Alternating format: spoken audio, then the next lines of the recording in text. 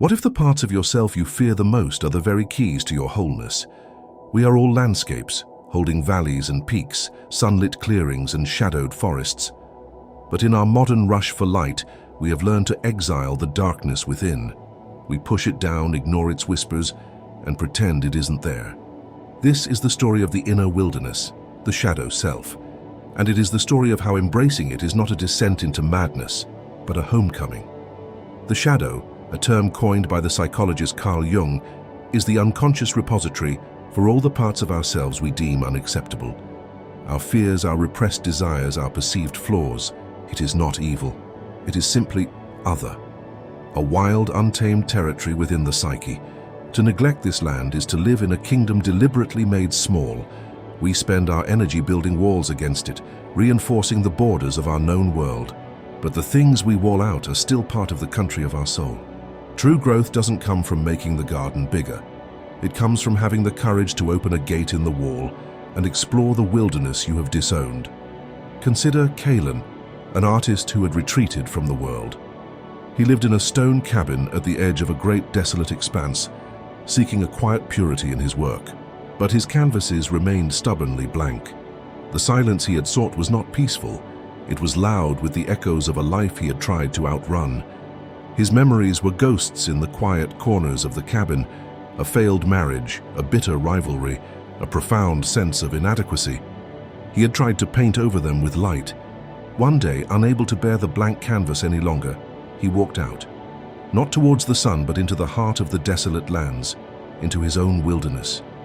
The further he walked, the more the land began to reflect his inner state. The wind whispered forgotten insults, and rocks took the shape of his deepest fears. He came to a dried riverbed, a deep scar in the earth, and saw it as the empty channel of his own creativity, choked with the stones of past failures.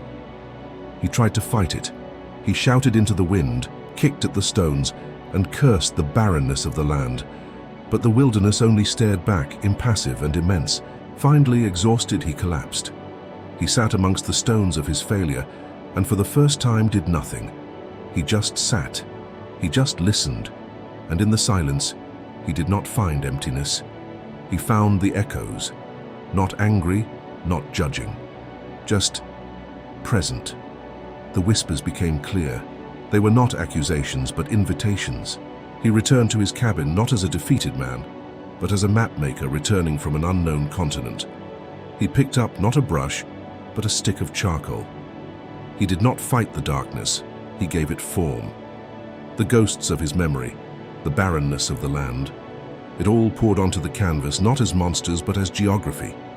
His art was no longer just about light. It was about the way light cannot exist without shadow.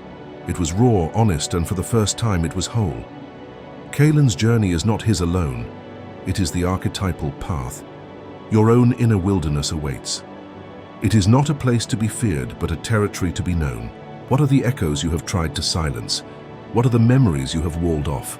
They are not your enemies, they are your exiled parts waiting for reunion. The work is not to destroy the shadow, but to bring a candle into the darkness, to sit with what is there without judgment and to simply see it.